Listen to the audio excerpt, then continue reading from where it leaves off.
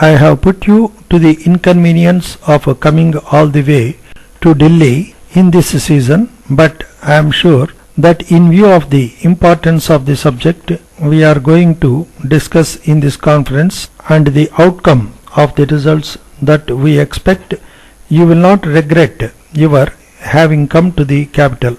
As you are aware, the Government of India have started several schemes for youth welfare.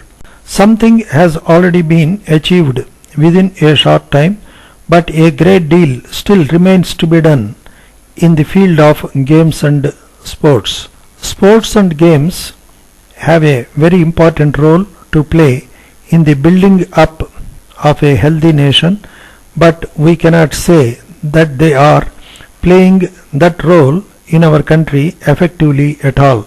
It is against this background that I have invited you today to consider the steps to be taken to improve the existing state of affairs.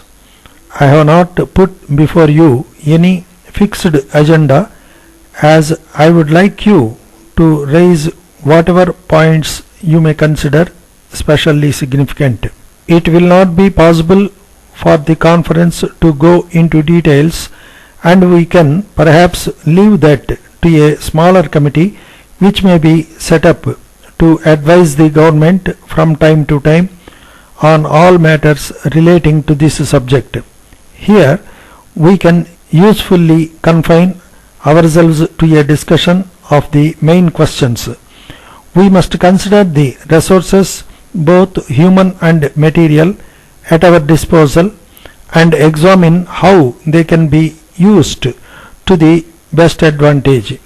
I have no reason to believe that our human material is in any way inferior to that of any other country, but we must find effective means for its mobilization and training. It is, in my opinion, a question of organization. The greatest need is to have effective and clean organizations which will be free from defects. The sports institutions must command general confidence and respect.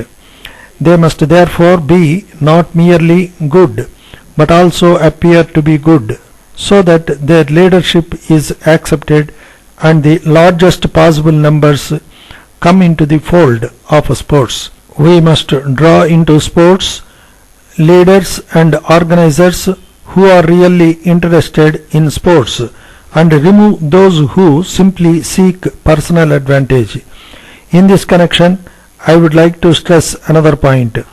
While the government should no doubt do all that is in their power to encourage and support sports, the main responsibility must rest with those bodies which are actively engaged in the work, so that sports can thrive on the people's effort. A very important part of the problem of organization is the provision of coaching and training facilities. I know that certain coaching schemes were taken up in the past. Unfortunately, they were few and insufficient. It is not enough that some hurried coaching arrangement is made for a particular competitive event. It fails to produce desired results and places wrong emphasis on competition.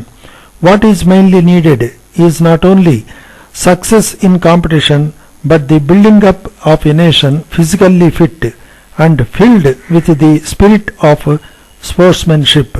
Therefore, special coaching should be based on wide playing facilities and training arrangements from the stage of primary school itself.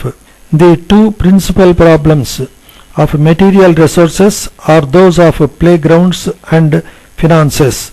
Here also, it is the duty of the government to give the maximum help possible. But I must again emphasize that we should not rely only on government help. The various sports councils must always find all ways and means of making themselves strong financially by their hard work.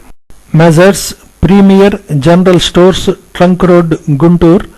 Dear sirs, we have pleasure in sending you a sample packet of our modern soap powder which we have placed on the market.